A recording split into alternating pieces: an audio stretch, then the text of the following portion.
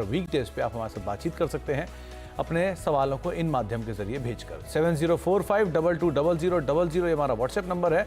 आप ईमेल कर सकते हैं yourmoney@nw18.com पर, और साथ ही साथ आप #AskAwazYourMoney का इस्तेमाल करके फेसबुक और एक्स के जरिए भी हमारे साथ इस कार्यक्रम का हिस्सा बन सकते हैं, और साथ ही साथ आप हमें अपना सवाल भेज सकते हैं, हमसे बातचीत कर सकते हैं।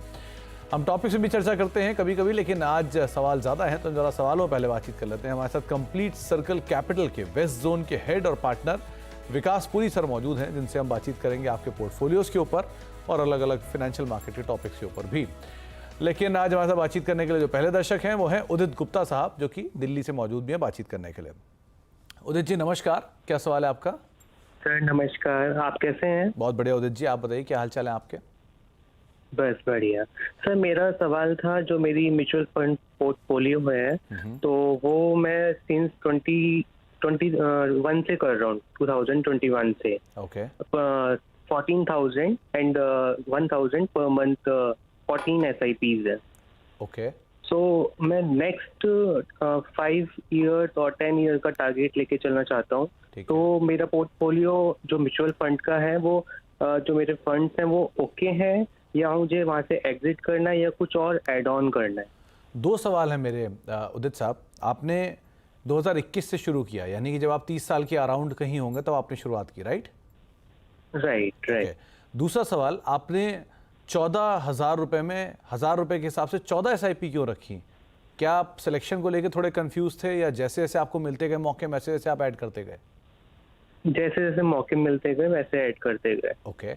और तीसरा और सबसे इंपॉर्टेंट सवाल, आपकी उम्र अभी सिर्फ 34 साल है, आप सिर्फ 5 और 10 साल ही क्यों सोच रहे हैं? आपके पास तो एक बढ़िया होराइजन है 20 साल का, 20 साल क्यों नहीं? सर आजकल म्यूचुअल फंड के लिए बहुत डाउट्स रहते हैं, दैट्स व्हाई।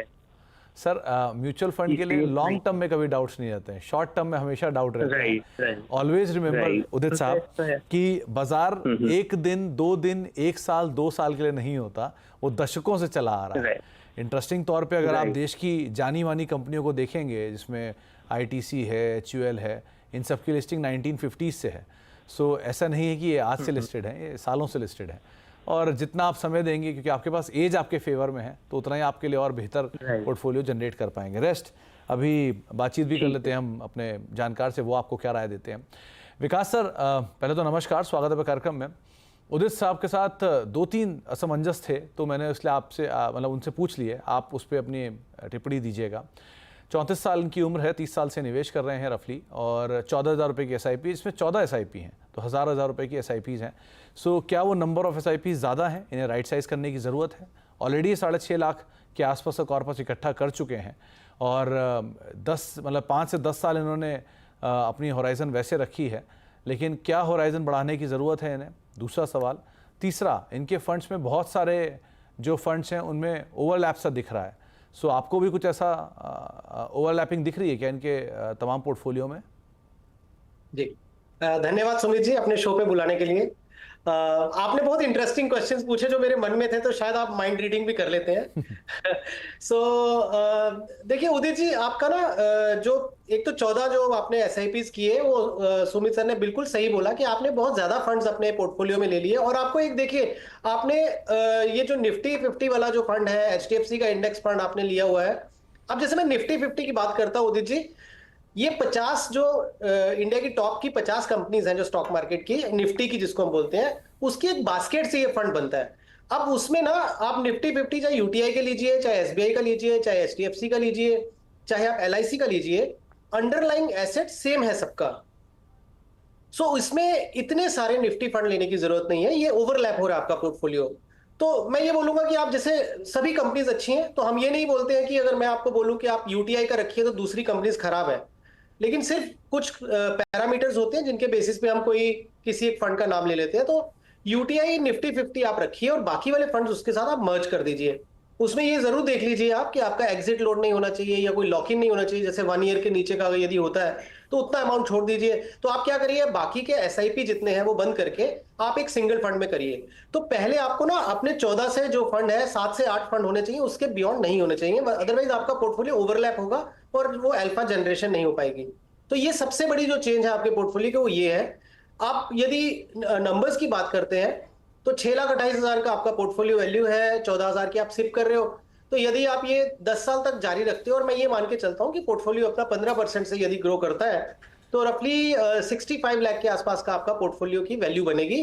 अब आप देखिए 10 साल आपने रखा तो 65 लाख के आसपास की वैल्यू बन सकती है। यही अगर आप 5 साल अवधि बढ़ा देते हैं वो सीधा 1,45,00,000 के आसपास हो जाएगी। अब हमने ये 15% पे लिए, फंड्स तो 17-18% पे भी ग्रो करते हैं। बट हाँ, जो निफ्टी वाले फंड है वो 14-15 is a very realistic number जिसके ऊपर हमने ये कैलकुलेशन की है। और यही अगर आप 15 साल के बदले, जैसे सुमित जी बोल रहे थे कि आप यंग हैं, आप 20 साल रखते हैं तो यही आपका 1,45,00,000 वाला पोर्टफोलियो लगभग 3 करोड़ के ऊपर हो सकता है आपका। तो जितना आप होल्ड करेंगे उतना अच्छा है। और सुमित सर ने बिल्कुल सही बोला कि शॉर्ट टर्म में हम फिर भी थोड़ा बहुत वॉलेटिलिटी देख सकते हैं, बट यदि आप 10 साल 15 साल या 20 साल का टाइम होराइजन रखेंगे तो आपका बहुत ही अच्छा पोर्टफोलियो बन जाएगा। बाकी के फंड्स आप कंटिन्यू कर सकते हैं, बाकी के फंड्स में मुझे कोई ज्यादा चेंज नजर नहीं आ रही। तो उदित सर, सबसे बड़ा जो आपके पास एक बेनिफिट है वो है समय। आप समय दे सकते हैं बाजार को, तो जितना आप समय देंगे बाजार को, बाजार उतना अच्छा रिवॉर्ड आपको करेगा।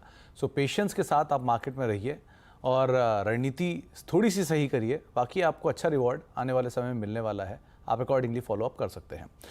अब बातचीत कर लेते हैं कुछ और दर्शकों से। हमारे साथ एक एम प्रकाश साहब मौजूद हैं औरंगाबाद से बातचीत करने के लिए। प्रकाश साहब नमस्कार, क्या सवाल है आपका? जैसा कि मैंने इंफॉर्मेशन भेजा है, अभी मैं 50 साल का हूँ और लगभग 2009 से मैं इन्वेस्टेड हूँ। अभी मेरा पोर्टफोलियो वैल्यू है 35 लाख के करीब और मुझे 2038 तक यानी लगभग 16-17 बाद मुझे बेटी के शादी के लिए 30 लाख रुपया, और जब मैं रिटायर होऊंगा तो 2034 तक मुझे 1.5 करोड़ कॉर्पस चाहिए। तो मुझे अभी जो मैं इन्वेस्टेड हूँ तो उसमें क्या सुधार करने की जरूरत है? ओके, तो आपने पहला जो रकम आपको चाहिए 30 लाख रुपए के आसपास, वो कब चाहिए आपको सर? लगभग 2038 तक, 16-17 साल बाद। 16-17 साल बाद। तो मतलब प्रकाश साहब, मेरे समझ के हिसाब से ये पूंजी जो 2038 में आपको 30 लाख रुपए शादी के लिए चाहिए थोड़ी कम रहेगी, लेकिन फिर भी क्योंकि आपने खुद तय किया तो मैं मानता हूँ कि आपने सही तय किया होगा। आपने ये भी बात मेंशन की कि आपने 21,000 रुपये के आसपास की SIP कर रखी है और आप साल 2009 से SIP कर रहे हैं, राइट प्रकाश साहब? जी सर, बिल्कुल। अच्छा, तो प्रकाश साहब, ये 2009 से लेके आज 2024 आ गया, 2 बड़े बड़े बियर मार्केट आपने देख लिए, आपको कोई घबराहट नहीं हुई कभी बाजार में? वैसे तो मुझे शुरू में था, लेकिन जब मैं जब इन्वेस्टमेंट किया तो मुझे समझ में आ गया कि मार्केट कैसा रिएक्ट करता है जो वर्ल्ड में अभी चालू है उसकी वजह से। तो मैं बिना डरे उसमें इन्वेस्टेड रहा और इन्वेस्टमेंट बढ़ाता गया और अभी भी बढ़ा रहा हूँ। अच्छा, और दूसरा आपने कुछ एक मुश्त रकम भी डाल रखी है, राइट? जी। ओके, और बाकी जो आपके अन्य निवेश है उसमें PPF में आप 2,000 रुपये, सुकन्या समृद्धि में 5,000 रुपये और 20 लाख का मेडिक्लेम आपके पास है। ये आपने और जो जानकारी हमें साझा की है, राइट? जी सर। चलिए, का कॉम्प्रिहेंसिव है। ओके, तो विकास सर, कई सारी डिटेल्स इन्होंने दी हैं, इनफैक्ट डिटेल में ही चीज़ें दी हैं। एक अच्छी चीज़ क्या है कि ये बाज़ार में बहुत सालों से हैं, तो बाज़ार की टेंडेंसी को, बाज़ार की सिचुएशन को भली भांति जानते हैं। इन्होंने एक कंसिस्टेंट वे में अपने साथ, मतलब बाज़ार के साथ बने रहे हैं। 21,000 रुपये की SIP चल रही है, पोर्टफोलियो 25 लाख पहुंच चुका है। जो पूंजी इन्होंने बताई है 38 लाख रुपए की एक और 1.5 करोड़ की एक, 15% की दर से, वो शायद हासिल हो भी सकती है क्योंकि इनके पास समय भी है और ये और टाइम दे रहे हैं। आप क्या राय रखते हो? प्रकाश जी, पहले तो मुझे बहुत अच्छा लगा कि आपने हर एक एस्पेक्ट को लिया है। जैसे आपने सुकन्या समृद्धि भी किया, आपने PPF में भी इन्वेस्टमेंट किया हुआ है और फिर आपने एक डाइवर्सिफाइड पोर्टफोलियो बनाया अपना। तो मुझे आपका अप्रोच अच्छा लगा और आपने इंश्योरेंस भी लिया हुआ है। तो जो जरूरी चीजें हैं आपने वो सब की हुई हैं। अब आपको सिर्फ यहाँ से थोड़ा सा क्वांटम बढ़ाने की जरूरत है। जैसे मान लीजिए आप जो अभी सिप कर रहे हैं उसमें जैसे जैसे आपको थोड़ा सा पैसा कुछ छूटता है तो आप उस पर थोड़ा टॉप अप करिए इन्हीं फंड्स में, या सिप का अमाउंट बढ़ाइए आप। अब जो आपकी टारगेट की बात करते हैं ना, तो मैं अगर 15% लेता हूं क्योंकि 16-17 साल का अभी आपका टाइम होराइजन है, मैं 15% की भी अगर एवरेज लेता हूं तो आपका ये टारगेट अचीव हो जाएगा। बिकॉज मैं ये मान के चलता हूं कि आपका डेट फंड 7.5-8% से ग्रो करेगा तो लगभग 20-22 लाख के आसपास ये वैल्यू बनेगी आपकी। और जो आपका म्यूचुअल फंड पोर्टफोलियो है वो भी लगभग 1 करोड़ 60 लाख के आसपास बनता हुआ दिख रहा है यदि हम 15% से इसको कैलकुलेट करें। नाउ अगर आपका जो पहला टारगेट है कि आप रिटायर हो जाएंगे 2034 पे, तो 1,80,00,000 के आसपास आपका पोर्टफोलियो वैल्यू होगा। 1.5 करोड़ आपने अगर उसको साइड पे कर दिया अपने रिटायरमेंट के हिसाब से कि आपको रेगुलर इनफ्लो चाहिए, तो मैं ये मान के चलता हूं कि 1.5 करोड़ पे आपको उस समय आप शायद उतना रिस्क ना लो, तो आपको 8% के आसपास की यील्ड आएगी, एनुअल यील्ड, जिससे आप अपना पोर्टफोलियो या अपने खर्चे चला सकते हैं। अभी ये मान के चले कि आप उसको यूज नहीं करते हो फॉर नेक्स्ट 3-4 ईयर्स, तो वो प्लस जो आपका डेट वाला पैसा है, जो 30 लाख आपने टारगेट तो अचीव हो गया था, लेकिन आप 2034 में तो निकालेंगे नहीं, तो 2038 में वो पैसा भी बढ़ेगा आपका। तो उस समय आपके पोर्टफोलियो की वैल्यू 2,40,00,000 से लेके 2,50,00,000 के आसपास हो सकती है। ये आपका टारगेट से आप बहुत कंफर्टेबली अचीव कर देंगे। बट जैसा मैंने बोला कि यदि आप अपना अमाउंट बढ़ाते रहेंगे, थोड़ा सा पीपीएफ में बढ़ा सकते होंगे तो बढ़ाइएगा, नहीं तो पीपीएफ जितना आप कर रहे हैं उतना ही करिए। जो इक्विटी फंड्स है उसमें आप बढ़ाइए। एक छोटा सा चेंज जो मुझे लगा कि आपने एसबीआई ऑटोमोटिव अपॉर्चुनिटीज फंड जो लिया हुआ है, मैं ये सलाह दूंगा प्रकाश जी, आप डाइवर्सिफाइड फंड्स में ज्यादा अपना फोकस रखें, क्योंकि यदि कोई एक साइकिल खराब होता है किसी भी एक सेक्टर का, थीम का, तो फिर वो क्या होता है कि उसकी रिकवरी में आपको 3-4 साल लग जाते हैं कई बार, और वो अपॉर्चुनिटी लॉस है। बिकॉज अगर एक डाइवर्सिफाइड फंड लेंगे जिसमें बैंकिंग भी है, ऑटो भी है, फार्मा भी है, आईटी भी है, तो आपका अगर कोई एक सेक्टर नहीं अच्छा कर रहा है तो दूसरे सेक्टर आपके उसको कंपनसेट कर देंगे। तो एसबीआई ऑटोमोटिव की जगह पे आप एसबीआई कॉन्ट्रा में अपना शिफ्ट कर लीजिए या एसबीआई मल्टी कैप ले लीजिए, और यदि एक आधा फंड आपको और ऐड करना हो तो मेरे एसेट मल्टी कैप ले लीजिए। इन दिनों पे हम मल्टी कैप या फ्लेक्सी कैप के लिए थोड़ा ज्यादा बोल रहे हैं, बिकॉज मार्केट काफी चली है, और मिड कैप और स्मॉल कैप जो फंड्स हैं उसमें अब हम थोड़ा सा एक्सपोजर कम लेने के लिए सलाह दे रहे हैं। तो इसलिए एसबीआई मल्टी कैप या मेरे एसेट मल्टी कैप या एसबीआई कॉन्ट्रा या इन दोनों तीनों का कॉम्बिनेशन में आप ऐड कर सकते हैं। तो थोड़ा बहुत फेरबदल प्रकाश साहब आप देख सकते हैं, और थोड़ी बहुत रणनीति में बदलाव करके अपने आप निवेश की जर्नी में बने रह सकते हैं। डेट प्रोडक्ट में थोड़ा सा कॉर्पस बढ़ा सकते हैं, क्योंकि आप धीरे धीरे अपनी जर्नी के एंड की तरफ जाते हैं तो हम डेट में ज़्यादा कॉर्पस डालते हैं ताकि पैसा थोड़ा और सेफ हो जाए। सो आप अकॉर्डिंगली चेंजेस यहाँ पे कर सकते हैं। अब दिल्ली चलते हैं, वहाँ पे हमारे साथ राजेश कुमार साहब मौजूद हैं बातचीत करने के लिए। राजेश जी नमस्कार। नमस्कार। नमस्कार नमस्कार राजेश जी, क्या सवाल है आपका? जी अच्छा, मेरा सवाल है, अभी मेरी करंट जो एसआईपी है वो 12,000 की है। ओके। और मैं हर साल उनको 10% से इंक्रीज करके मुझे 20 साल के लिए ये कंटिन्यू करना है। ठीक है। तो अब मेरा जो कॉर्पस बनेगा 20 साल बाद अप्रोक्सीमेट कितना बनेगा? और अभी आपकी उम्र कितनी है राजेश साहब? अभी मेरी 36। 36। और ये निवेश आप कब से कर रहे हैं? ये मेरे को 3 साल से। 3 साल से, यानी कि आप मान लीजिए 2021। जी बिल्कुल। तो कोविड का फॉल आपने देखा था, उसके बाद से शुरू किया? हाँ जी, कोविड के फॉल के बाद से मैंने शुरू किया है। चलिए बढ़िया है। तो आप अब से 30 साल मान के 20 साल मान के चल रहे हैं, राइट? राइट जी। चलिए, तो अब तक का कॉर्पस कितना राजेश सर आपका अंदाजन?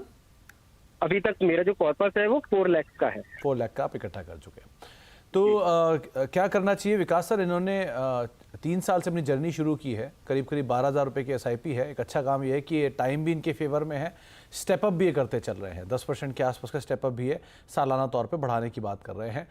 एक दो चीज़ें जो इनके फंड में हाईलाइट करने लायक हैं, उसमें एक डिफेंस इंडेक्स फंड, ये फंड रिसेंट का एनएफओ है और हाल फिलहाल की डिफेंस की तेज़ी के बाद इसमें ये देख रहे हैं।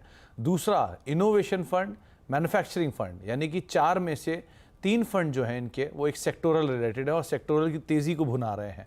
ये लॉन्ग टर्म सस्टेनेबल रहेंगे या नहीं रहेंगे वो आप बताइए, और इनका पोर्टफोलियो सिलेक्शन सही है या कुछ बदलाव की ज़रूरत है, ये भी आप ही बताइए। सुमित जी, कोविड के इल इफेक्ट्स तो हम बहुत सारे गिनते हैं, बट कोविड के कुछ अच्छे जो परिणाम निकल के आए थे वो ये थे कि बहुत सारा डिजिटाइजेशन हो गया फाइनेंशियल मार्केट में, और उसका आगे जो परिणाम है कि बहुत सारे लोगों ने जब कोविड के बाद ये शुरू की है अपनी जर्नी, तो उनका जो शुरू का एक्सपीरियंस है 3-4 साल का अच्छा रहा है। ये हमारी इंडस्ट्री के लिए अच्छा है और ओवरऑल लोगों की सेविंग्स के लिए बहुत अच्छा है। आपने बिल्कुल सही बोला। देखिए राजेश जी, आपने जो डिफेंस फंड लिया, मैन्युफैक्चरिंग फंड लिया हुआ है जो, ये गलत नहीं है। इस समय इंडिया की थीम चल रही है, इंडिया की जो गवर्नमेंट है वो भी इन चीजों को प्रमोट कर रही है और वहां पे एक्शन भी दिख रहा है, इसलिए आपके ये फंड्स अच्छा कर रहे होंगे और अच्छा करेंगे भी। लेकिन एक बात का हमेशा ध्यान रखिएगा, जो भी थीम वाले फंड होते हैं या सेक्टर फंड होते हैं, इनका अपना एक साइकिल होता है। और वो साइकिल आपको एग्जिट करना भी आना चाहिए। फॉर एग्जाम्पल, ये मान लीजिए अगले 3 से 4 साल तक ये डिफेंस की थीम अच्छी चलती है या मैन्युफैक्चरिंग की थीम अच्छी चलती है, और यदि किसी वजह से अगर कोई एक थीम या एक सेक्टर डाउन टर्न में जाता है, तो तब आपको एग्जिट करना भी आना चाहिए। और उस समय आप एक मल्टी कैप अप्रोच ले लीजिए जहां पे आपको मल्टी सेक्टर का एक्सपोजर हो। तो ये एक चीज का ध्यान रखिएगा। इसीलिए करंट सिनेरियो में बोलेंगे तो मैं आपको आपके फंड्स में कोई चेंजेस रिकमेंड नहीं करूंगा, बट ये जरूर बोलूंगा कि आप अपना हर 3 महीने 6 महीने में रिव्यू करिए, रिस्ट्रक्चर मत करिए, लेकिन रिव्यू करते रहिए। और मार्केट को देखते हुए जिन फंड हाउसेस के आपने डिफेंस फंड लिया है या मैन्युफैक्चरिंग लिया है, उन्हीं के पास में मल्टी कैप फंड्स भी हैं या फ्लेक्सी कैप फंड्स हैं या large and mid cap segment जो होता है वो होता है, तो आप उसमें आप शिफ्ट कर सकते हैं। तो हाल फिलहाल आप अपने इन फंड्स में बने रहिए। इनका आउटलुक एटलीस्ट अगले 2-4-5 साल का बहुत अच्छा है। अब आप बात करते हैं कि जो आपने इन्वेस्टमेंट कर रहे हैं 12,000 की सिर्फ, उसमें यदि आप 20 साल के लिए कंटिन्यू करते हैं, और आपने शायद ये लिखा भी है कि 10% आप स्टेप अप करेंगे, तो रफली 2,80,00,000 का पोर्टफोलियो तो आपका सिप से ही बन जाएगा। और जो आपका 4 लाख का पैसा जमा हुआ है ये भी ग्रो करेगा, तो ये भी आपका जो है लगभग 20 लाख के ऊपर ये चला जाएगा। तो 3 करोड़ के आसपास आपका जो कॉर्पस है वो बिल्ड हो जाएगा। अब तो ये सिर्फ 12,000 की बात कर रहे हैं कि 12,000 से आप सिप कर रहे हैं। अब आप इमेजिन करिए अगर यही 12,000 को आप 15 कर देंगे, 18 कर देंगे, 20 कर देंगे, तो ये स्टोरी कहीं भी जा सकती है। हालांकि आपने 10% का स्टेप अप लिखा ही है। तो कुछ कुछ बदलाव की बातचीत आपको बताई गई है विकास सर की तरफ से, राजेश जी, आप उसको देख सकते हैं। लेकिन कभी भी हम कोई भी सेक्टोरल फंड में जब पैसा डालते हैं तो आमतौर पे देखा गया है कि एक थीम का एक ड्यूरेशन होता है, एक अवधि होती है। जैसे ऑलरेडी डिफेंस की थीम की एक बड़ी ड्यूरेशन हम देख चुके हैं। एक ज़माने में आईटी की थीम थी, उसके अलावा एक ज़माने में नेचुरल रिसोर्सेज की भी थीम थी, लेकिन वो धीरे धीरे थीम फिजल आउट होती जाती हैं समय के हिसाब से, या फिर बदल में और बेटर भी हो जाती हैं, ऐसा नहीं है। तो इसीलिए थोड़ा सा डाइवर्सिफाई कर लीजिए तो आपको ज़्यादा बेहतर रिटर्न मिल सकता है, ज़्यादा स्टेबल रिटर्न मिल सकता है। अकॉर्डिंगली आप काम करिए। बाकी बने तो रहिए, लेकिन टाइम पर इनको रिव्यू ज़रूर करते रहिएगा। एक ब्रेक का वक्त हो गया है, ब्रेक के बाद लौटेंगे। आगे भी कुछ दर्शक हमारे साथ बने रहेंगे, उनसे हम बातचीत करेंगे। विकास सर मौजूद हैं, उनसे हम आगे भी चर्चा करते रहेंगे छोटे से ब्रेक के उस पार।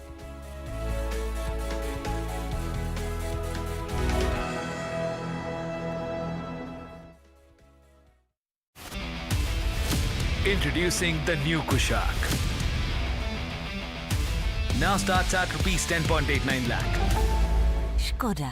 वर्ल्ड फूड इंडिया 2024 विश्व की खाद्य स्रोत बनने के लिए अग्रसर भारत के खाद्य प्रसंस्करण कौशल को प्रदर्शित करने के लिए एक वैश्विक आयोजन। खाद्य प्रसंस्करण उद्योग मंत्रालय, भारत सरकार आपको आमंत्रित करता है वर्ल्ड फूड इंडिया 2024 में 19 से 22 सितंबर, भारत मंडपम, नई दिल्ली।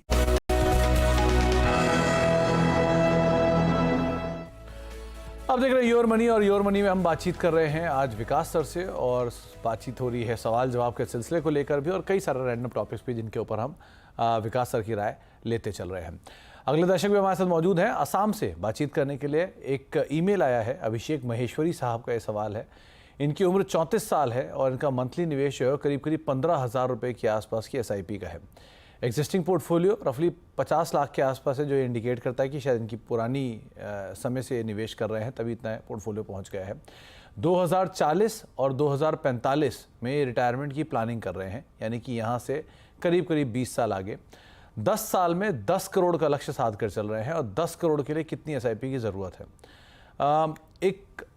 मतलब ये सवाल थोड़ा कॉम्प्लेक्स है, तो इसलिए ज़रा ध्यान से सुनिएगा विकास सर।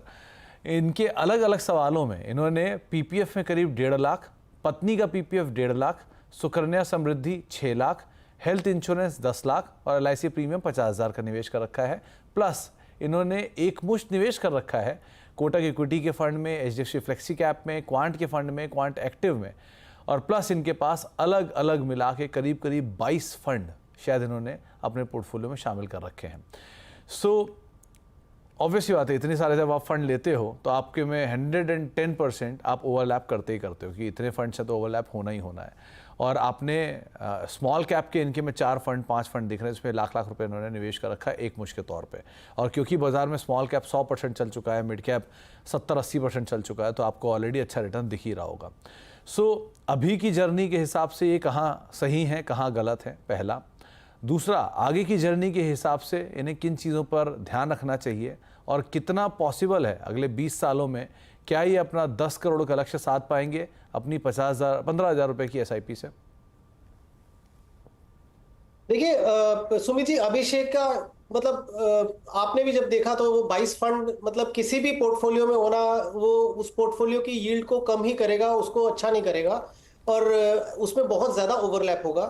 और मुझे लगता है कि थोड़ा इनका, अभिषेक जी का थोड़ा सा टेंडेंसी है कि वो कोई नया एक फंड आता होगा तो वो उसमें सब्सक्राइब करते होंगे, फिर एक नया आता होगा वो सब्सक्राइब करते होंगे, करते करते इनके पास में बहुत सारे फंड हो गए।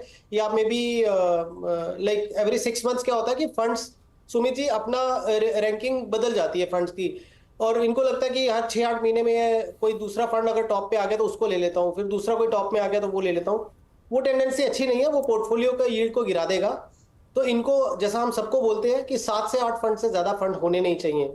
अब रादर देन मैं ये बोलूं कि वो 22 फंड में आप इसको हटाइए इसको हटाइए, मैं ये बोलना बेहतर समझूंगा कि कौन से फंड आपको रखने चाहिए अपने पोर्टफोलियो में, और दूसरे फंड्स की आप एसआईपी बंद करके, ये जो मैं फंड्स आपको बोलने जा रहा हूं आप ही के फंड की लिस्ट में से बोल दूंगा, उसमें आप अपना एसआईपी अमाउंट बढ़ा दीजिए। So for example HDFC flexi cap बहुत अच्छा फंड है, उसको कंटिन्यू करिए। निपॉन का मल्टी कैप फंड जो है, Nippon India multi cap fund बहुत अच्छा है, उसको कंटिन्यू करिए। ICICI pru large and mid cap fund बहुत अच्छा फंड है, उसकी परफॉर्मेंस भी बहुत अच्छी रही है, वो आप कंटिन्यू करिए। कोटक इक्विटी अपॉर्चुनिटीज फंड है, उसको आप कंटिन्यू करिए। स्मॉल कैप में यदि लेना तो एक फंड रखिए, जैसे टाटा स्मॉल कैप आप रख लीजिए, पराग पारिक फ्लेक्सी कैप फंड रख लीजिए, एचडीएफसी मिड कैप अपॉर्चुनिटीज रख लीजिए, और लास्ट अपना जो, क्योंकि आपके ये 6-7-8 फंड जो है, इसमें से एक अगर आपको सेक्टोरल फंड लेना हो तो आपके ही लिस्ट में मुझे आईसीआईसीआई प्रू निफ्टी फार्मा एक अच्छी पोजीशन लग रही है इस समय इस सेक्टर की, तो आने वाले 2-3 साल में एक अच्छी रिटर्न की उम्मीद की जा सकती है। ये जो 7 से 8 फंड हमने बोले हैं, आप अपनी बाकी एसआईपीज को बंद करके इन 8 फंड में पैसा लगाएंगे तो आपका पोर्टफोलियो ज्यादा बेहतर परफॉर्म करेगा। और दूसरा कैसा होता है कि आपके बहुत सारे जैसे ओवरलैप है, तो आपको लगता है कि मैं इतने सारे फंड ले लूंगा, लेकिन अंडरलाइन जब आप शेयर्स देखते हो तो बहुत सारे कॉमन शेयर्स रहते हैं उसमें, तो ये 8-9 फंड में लगभग आपका यूनिवर्स पूरा हो जाएगा। रही आपके लक्ष्य की बात, अभिषेक जी, आप 15,000 की जो सिप कर रहे हैं, 2040 तक आपका पोर्टफोलियो यदि मैं मान के चलता हूं कि 15% से ग्रो करता तो 5.8 करोड़ के आसपास आपका कॉर्पस बनेगा, और यही अगर आप 5 साल अपना अवधि बढ़ा देते हैं तो 12 करोड़ के आसपास हो जाएगा। वही पावर ऑफ कंपाउंडिंग जिसको बोलते हैं कि महज 5 साल बढ़ाने से ही आपका पोर्टफोलियो यहाँ से डबल हो जाएगा। लेकिन यदि आप ये चाहते हैं कि मेरा पोर्टफोलियो 10 साल में ही 10 करोड़ हो जाए, तो फिर आपको जो अभी एसआईपी है वो लगभग आपको 65-66 हजार की करनी पड़ेगी मंथली, ताकि आप 2040 तक अपना कॉर्पस 10 करोड़ का बना लें। अब ये हमने इस एजम्पशन पे किया है कि खाली आपने यही इन्वेस्टमेंट है, यदि इसके अलावा आपकी कोई दूसरी जगह पे इन्वेस्टमेंट्स हैं, डायरेक्ट इक्विटी की हो गई या लमसम कहीं किया हुआ है, तो फिर ऑब्वियसली आपका जो टारगेट है वो जल्दी पूरा हो सकता है या कम सिप में भी पूरा हो सकता है। तो विकास सर, एक चीज़ मैं आपसे ज़रूर पूछना चाहूँगा कि अक्सर जो हम सवाल आज देख रहे हैं इनमें 2-3 चीज़ें ऑब्जर्व की है मैंने। एक, ज़्यादातर सभी सवालों में लोगों के फंड बहुत ज़्यादा हैं, मतलब आप एवरेज फंड देखो 4, 5, 10, 12, अभी 22 ऐसे सवाल आ रहे हैं। दूसरा, सेक्टोरल फंड पे लोगों का रुझान बढ़ रहा है, वो भी उन सेक्टोरल फंड में जहाँ पर नया एनएफओ आ रहा है, मैन्युफैक्चरिंग, डिफेंस, इमर्जिंग इक्विटीज़, इस तरह के इमर्जिंग बिजनेसेस। और तीसरा, मिड और स्मॉल, ये लोगों के पास चुनाव बहुत है। 2 मल्टी कैप फ्लेक्सी कैप भी हैं, लेकिन मिड स्मॉल का चुनाव काफ़ी ज़्यादा है। सो इस जंक्चर पे जब हम इस बाज़ार में खड़े हैं, ऑलरेडी 50% इंडेक्स में गेन आ चुका है, 100% मिड कैप में, 70% स्मॉल कैप में, इस तरह के जंक्चर पे, और जहां आपको नई नई थीम तो इमर्ज हो ही रही हैं जो बहुत आपको अट्रैक्ट भी करेंगी, तो ऐसी सिचुएशंस में कैसे कॉल लिया जाए? सुमित जी, हम पिछले दिनों भी जो हमने शोज किए हैं, हमने ये चीज बोली है कि पिछले 2-3 साल में, स्पेशली लास्ट 2 साल में, तो मिड कैप और स्मॉल कैप ने बहुत ही बढ़िया रिटर्न दिया है। और जब आप, क्या होता है कि अभी फिनटेक का जमाना है, आप अपनी ऐप में देखेंगे और उसमें खाली आपने एक क्लिक ऑफ बटन में देखना है टॉप फंड्स। अब टॉप फंड्स में आप 6 महीने का देखेंगे तो आपको कोई ना कोई दूसरा एक नया फंड आ गया होगा ऊपर, तो फिर आपको लगता है यार ये वाला फंड क्यों छोड़ दूं, ये भी ले लेता हूं। फिर आप 6-8 महीने के बाद दोबारा देखेंगे तो टॉप रैंकिंग में कोई दूसरे 2 फंड आ गए होंगे, तो जो आपने लिए हैं वो आप बेचना नहीं चाहते, जो नए आप देखते हैं आप उनको लेना चाहते हो, और धीरे धीरे आपकी बास्केट बढ़ जाती है। थोड़ा ह्यूमन टेंडेंसी है कि जो ले रखा है उसको बेचना बहुत मुश्किल हो जाता है उनके लिए, और नया मैं नहीं लूंगा तो फोमो आ जाएगा, फियर ऑफ मिसिंग आउट, तो वो भी मुझे चाहिए। और फिर उसके बाद यही होता है कि 14 फंड 15 फंड। तो डिसिप्लिन ये भी जरूरी है, क्योंकि आपके इन सब शोज की वजह से जो एजुकेशन लोगों में आया कि म्यूचुअल फंड में डालना चाहिए, ये एक अच्छी एसेट क्लास है, वो तो बहुत अच्छे हद तक हो गई है। अब लोगों को ये भी समझ में आ रहा है कि हमें फंड्स थोड़े से लिमिटेड करके रखने चाहिए। लेकिन ये जो, क्योंकि फंड हाउसेस का काम है वो नए नए थीम्स लेके आएंगे, लेकिन आपको ये देखना है कि मैं मेरा पोर्टफोलियो 8-9 फंड से ज्यादा लेके ना जाऊं और more of a diversified approach रखूं। 1 या 2 सेक्टर रखेंगे तो काफी है। चलिए, तो ये इस पे वैसे बात करना बहुत ज़्यादा ज़रूरी भी है, आगे आपसे इस पे और बात करेंगे, लेकिन अभी के लिए एक सवाल और लेते हैं। अंकित साहब का एक सवाल आया है गुजरात से। 10,500 रुपये की SIP है, 77 लाख रुपए इकट्ठे कर चुके हैं, NCDs में 54 लाख का निवेश है और 28 साल में 30 करोड़ का लक्ष्य साध रहे हैं। इनका लक्ष्य तो सही है, लेकिन ये SIP पूछ रहे कितना करना चाहिए। ऑलरेडी ये 2-3 फंड जो आपको हमने भेजे हैं उनमें निवेश है ही, लेकिन ये NCDs में ज़्यादा निवेशित हैं, तो ये दिखाता है कि शायद ये थोड़े रिस्क प्रोन नहीं है या थोड़े सेफ अवर्ट ज़्यादा है। आप कैसे रीड कर रहे हो? हर एक निवेशक का अपना एक रिस्क एपिटाइट होता है। तो यदि मान के चलिए कि 77 लाख का इनका पोर्टफोलियो है म्यूचुअल फंड्स का, इक्विटी का, और 54 लाख का इन्होंने डेट में किया है, तो लगभग आप ये मान के चलेंगे कुछ 55-45 का रेशो पकड़ के चलिए कि इस रेशो में वो, यानी कि वो लगभग maybe max to max ये 60% इक्विटी का एक्सपोजर लेंगे और 40% ये इनका रहेगा, जो कि खराब नहीं है। नाउ यदि इनका लक्ष्य की बात करते हैं तो इनका जो लक्ष्य है वो तो खाली अगर मैं ये 77 लाख का प्लस जो 60,000 का SIP कर रहे हैं, यदि मैं अभी इसमें सुमित जी 12% की दर से भी लेता हूं तो लगभग इनका 34 करोड़ का पोर्टफोलियो बन जाएगा। और यही अगर मैं 15% की ग्रोथ रेट लेता हूं तो ये लगभग 60 करोड़ का बन जाएगा। और मैंने बॉन्ड मार्केट का जो इनका बॉन्ड का एक्सपोजर है उसका तो मैंने गिना ही नहीं, बिकॉज वो 54 लाख है। यदि वो 7-7.5% से ग्रो किया तो 4 करोड़ के आसपास वो भी हो जाएगा। तो लक्ष्य प्राप्ति कोई इतनी मुश्किल नहीं है इनके लिए, लक्ष्य ही अपना हासिल कर लेंगे। बट ये जो बोलते हैं कि मैं बहुत ज्यादा चर्न करता हूँ, वो मत करिए। अपने पोर्टफोलियो को जो अच्छे फंड्स हैं उसमें बने रहिए। जो आपने 4 फंड्स बताए अंकित जी, वो अच्छे फंड है, आप उनको कंटिन्यू कर सकते हैं। और दूसरा क्या होता है कि आप अपने पोर्टफोलियो को धीरे धीरे रिव्यू भी करते रहिए, बिकॉज अब जैसे आपका मान लीजिए 8 या 10 साल के बाद में आपका एक पोर्टफोलियो होगा जहां पे आपकी डेट की रेशो और इक्विटी की रेशो में बहुत बड़ा गैप भी आ जाएगा जी। आप चाहते हैं कि मेरा पोर्टफोलियो 55 इक्विटी 45 डेट होना चाहिए या 60-40 होना चाहिए, 10 साल के बाद क्या आपको लगेगा कि आपका डेट का जो कंपोनेंट है वो बहुत कम हो गया, इक्विटी का बहुत ज्यादा हो गया, तो मे बी आपकी रेशोज 70-30 हो जाएंगी। तो पोर्टफोलियो का रिव्यू करना बहुत जरूरी है। और उस समय आप, ये जरूरी नहीं है कि इक्विटी को कट करके आप डेट को बढ़ाइए, आपके फ्रेश फ्लोज में आप डेट को बढ़ा दीजिए, तो वैसे भी आपकी रेशोज जो है वो वापस इवन आउट हो जाएंगी।